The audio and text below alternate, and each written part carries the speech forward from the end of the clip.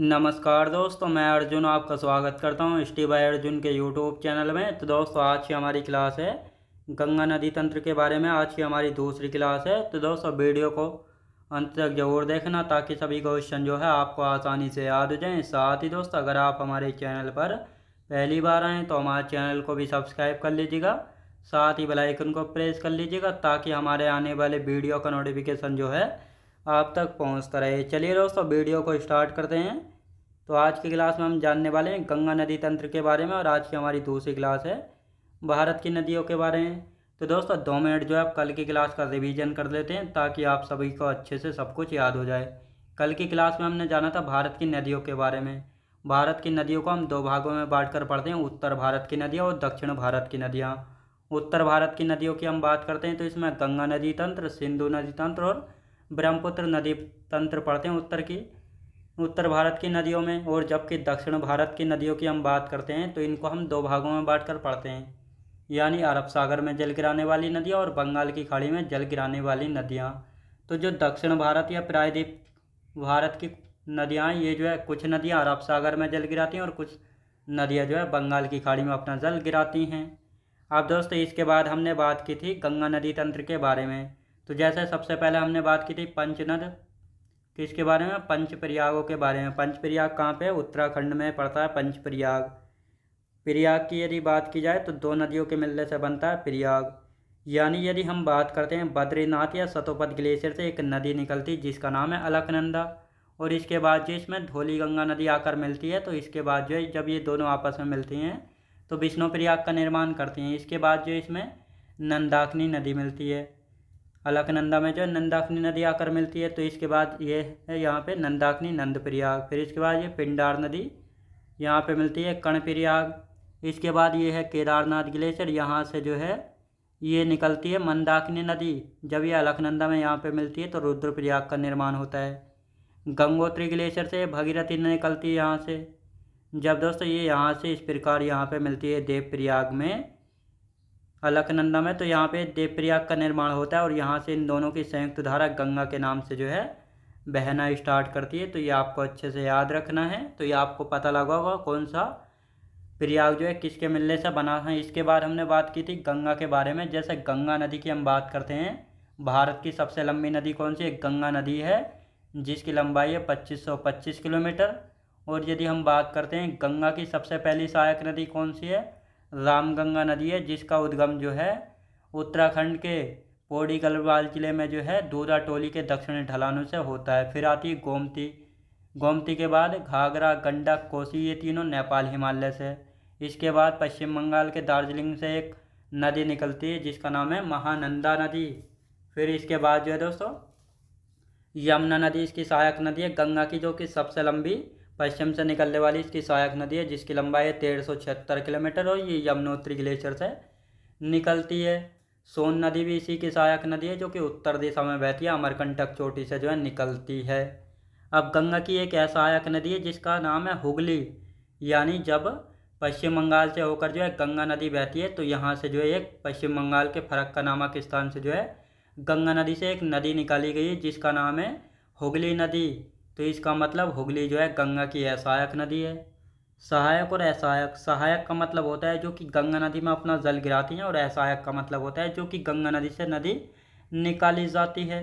तो ये आपको अच्छे से याद रखना है। इसके बाद हमने जाना था, किसके बारे में जाना था? गंगा नदी को राष्ट्रीय नदी कब घोषित किया गया था? 4 नवंबर 1900 नहीं 2008 में जो है घोषित किया गया था। इसके बाद दोस्तों हमने किसके बारे में बात की थी? इसकी दाएं हाथ की बाएं हाथ की सहायक, ये आपने देख लिया। अब आते हैं दोस्तों, आज की क्लास हम स्टार्ट करने वाले हैं जिसमें हम जानेंगे गंगा नदी के किनारे स्थित सबसे बड़ा शहर कौन सा है। यानी जो गंगा नदी है इसके किनारे सबसे बड़ा शहर कौन सा है? तो कानपुर शहर है। तो ये आपको याद रखना है। गंगा को बांग्लादेश में पद्मा के नाम से जाना जाता है।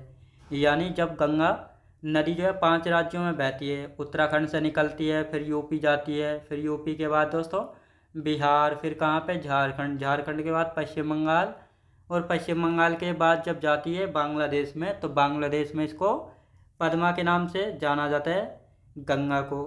गंगा जो है मैदानों में कहाँ से बहना स्टार्ट करती है? तो हरिद्वार में जो है मैदानों से बहना स्टार्ट कर देती है।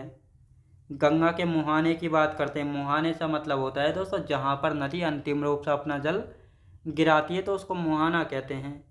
तो बंगाल की खाड़ी में अपना जल गिराती है अंतिम रूप से, ये आप सभी को पता है। कौन सी नदी? गंगा नदी।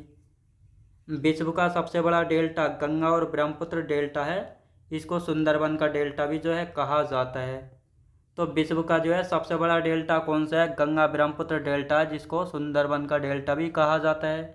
सुंदरबन का डेल्टा इसको इसलिए कहा जाता है क्योंकि यहाँ पे सुंदरी नाम के पेड़ों की अधिकता के कारण इसे सुंदरबन का डेल्टा के नाम से जाना जाता है।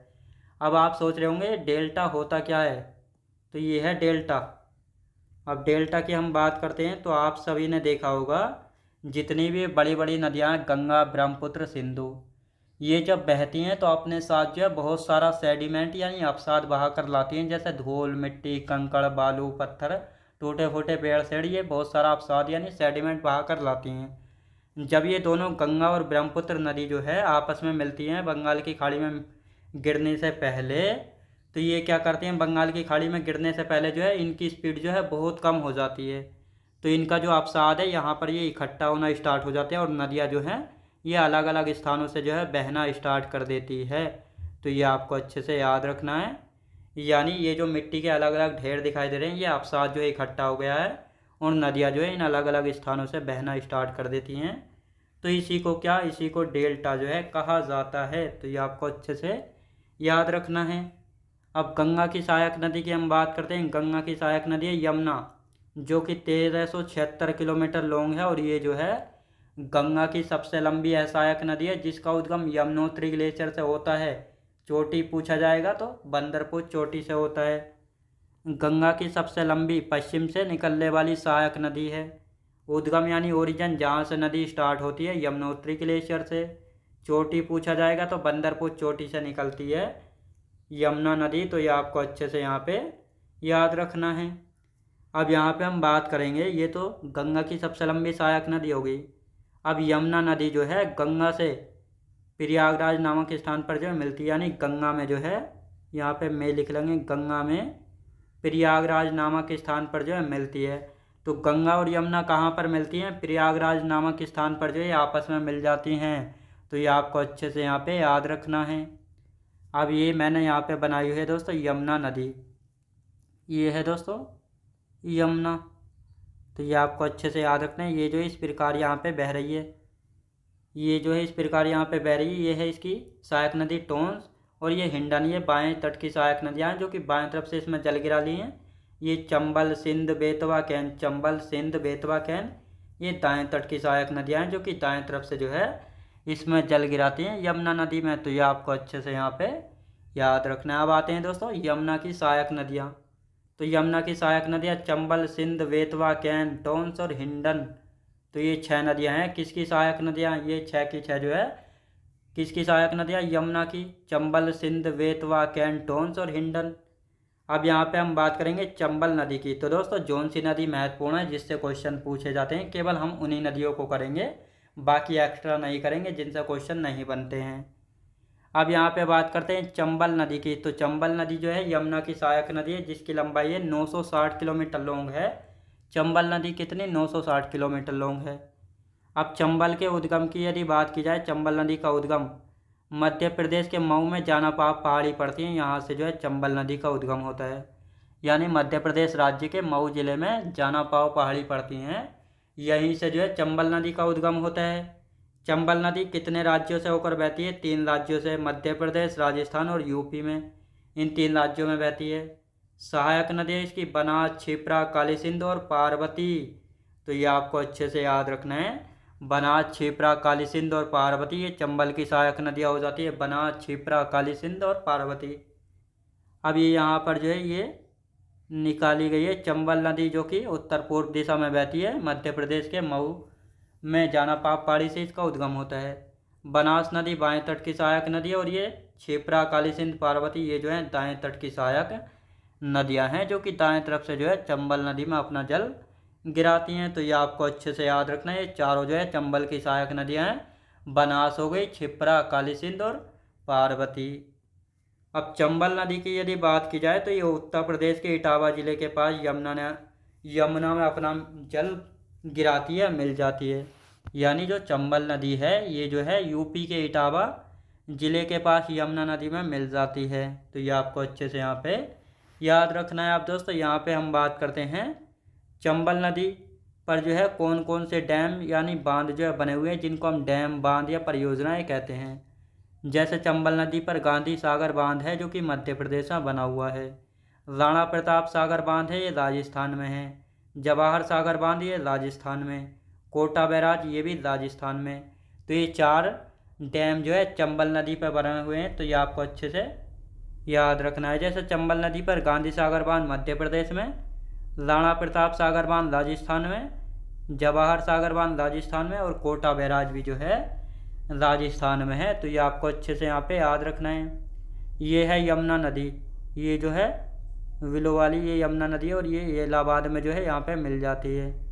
ये रही दोस्तों यहाँ से ये जो है इस प्रकार ये चंबल नदी है, ये बनासा इधर से काली सिंध पार्वती। तो ये आपको अच्छे से यहाँ पे याद रखना है। अब दोस्तों सोन नदी की हम बात कर लेते हैं। सोन नदी तो गंगा की सहायक नदी है सोन नदी, जिसकी लंबाई कितनी है 784 किलोमीटर लॉन्ग है लगभग। यानी जो सोन नदी है ये गंगा की दाएं तट की सहायक नदी है जो कि उत्तर दिशा में बहती है और ये 784 किलोमीटर लॉन्ग है। उद्गम कहाँ से होता है? मध्य प्रदेश के अनूपपुर जिले में जो अमरकंटक चोटी से इसका उद्गम होता है। किन किन राज्यों में बहती है? एमपी, यूपी, झारखंड और बिहार, इन 4 राज्यों से बहती है। यानी एमपी, यूपी, झारखंड और बिहार, इन 4 राज्यों से जो है सोन नदी होकर बहती है। तो ये रही सोन नदी। तो ये आपको अच्छे से यहाँ पे दिखाई दे रहा है, ये है सोन नदी। अब सोन नदी जो है किस दिशा में बहती है? उत्तर दिशा में। ये आपको अच्छे से यहाँ पे याद रखना है। किस दिशा में बहती है? उत्तर दिशा में बहती है सोन नदी। बाण सागर बांध और इंद्रपुरी बैराज जो है किस नदी पर है? सोन नदी पर पड़ते हैं बाण सागर बांध और इंद्रपुरी बैराज। सहायक नदियाँ रिहंद, जोहिला, गोपद और कन्हर। तो यदि हम बात करते हैं रिहंद हो गई, जोहिला है, रिहंद, जोहिला, गोपद और कन्हर, ये चारों जो है सोन नदी की सहायक नदियां हैं। तो ये आपको अच्छे से यहाँ पे याद रखना है। तो ये समझ आया होगा आपको। सोन नदी उद्गम अनूपपुर, मध्य प्रदेश के अनूपपुर जिले में स्थित अमरकंटक चोटी से 4 राज्यों से होकर बहती है, एमपी, यूपी, झारखंड और बिहार से। सोन नदी उत्तर दिशा में बहती है, साथ ही इस पर बाण सागर बांध पे इंद्रपुरी बैराज स्थित है। सहायक नदी रिहंद, जोहिला, गोपद और कन्हर। अब आते हैं दोस्तों दामोदर नदी की बात कर लेते हैं। दामोदर नदी ये जो है 552 किलोमीटर लॉन्ग है। तो दामोदर नदी की यदि बात की जाए तो ये जो है 552 किलोमीटर लॉन्ग है। इसका उद्गम यानी ओरिजिन छोटा नागपुर पठार से होता है। अगर जिला पूछा जाए, पलामू जिला के पास झारखंड से इसका उद्गम होता है। यानी झारखंड के पलामू जिला में छोटा नागपुर पठार से इसका उद्गम होता है। अन्य नाम क्या है? बंगाल का शोक कहा जाता है। किसको कहा जाता है बंगाल का शोक? दामोदर नदी को कहा जाता है। क्योंकि दोस्तों जब ये बंगाल से होकर बहती थी तो इसमें जो है भयंकर बाढ़ आती थी, इसलिए इससे बंगाल को बहुत ज़्यादा नुकसान उठाना पड़ता था, इसलिए इसको बंगाल का शोक कहा जाता है। सहायक नदियाँ बराकर, कोनार, बोकारो और जमुनिया। तो दामोदर की जो सहायक नदियाँ हैं बोकारो है, कोनार है, बराकर है और जमुनिया है। और साथ ही बराकर पर जो है तिलैया बांध बना हुआ है। ये क्वेश्चन पूछा गया है कई बार, तिलैया बांध किस नदी पर है? तो तिलैया बांध जो है दामोदर की सहायक नदी बराकर पर बना हुआ है। और साथ ही दामोदर किसकी सहायक नदी है? ये हुगली की सहायक नदी है। किसकी? हुगली की। तो ये आपको याद रखना है। अब यहाँ पे बात करते हैं रामगंगा नदी, जिसकी लंबाई 596 किलोमीटर से लेकर 642 किलोमीटर लॉन्ग है। रामगंगा नदी उद्गम यूके यानी उत्तराखंड के पौड़ी गढ़वाल जिले में स्थित दूधा टोली या श्रृंखला के दक्षिणी ढलानों से इसका उद्गम होता है। रामगंगा नदी यूपी के कन्नौज के पास गंगा नदी में मिल जाती है। और सहायक नदियाँ खो और अरिल। तो यदि हम रामगंगा नदी की बात करते हैं तो ये जो है गंगा की सबसे पहली सहायक नदी है, जो कि गंगा में सबसे पहले आकर अपना जल गिराती है। इसका उद्गम कहाँ से होता है? उत्तराखंड के पौड़ी गढ़वाल जिले में जो है दूधा टोली के दक्षिणी ढलानों से इसका उद्गम होता है। और साथ ही रामगंगा नदी जो है गंगा में अपना जल कहाँ पर गिराती है? कन्नौज के पास अपना जल गंगा नदी में गिरा देती है। इसकी सहायक नदियाँ खो और अरिल हैं। तो ये आपको अच्छे से याद रखना है। तो दोस्तों आज की क्लास हमारी यहीं तक रहेगी। और कल की क्लास में जो हम एक दो सहायक नदी और बची हैं, जैसे गंडक है, गोमती है, इन सभी के बारे में हम कल की क्लास में जानेंगे। और इसके बाद जो है सिंधु नदी तंत्र को स्टार्ट करेंगे। तो मैं उम्मीद करता हूँ आपको वीडियो क्वालिटी, कंटेंट वगैरह सभी कुछ आपको पसंद आया होगा। पसंद आया तो लाइक शेयर और सब्सक्राइब करना बिल्कुल भी ना भूलें। साथ ही दोस्तों अगर आप हमारे चैनल पर पहली बार आएँ तो हमारे चैनल को भी सब्सक्राइब कर लीजिएगा, साथ ही बेल आइकन को प्रेस कर लीजिएगा, ताकि हमारे आने वाले वीडियो का नोटिफिकेशन जो है आप तक पहुंचता रहे।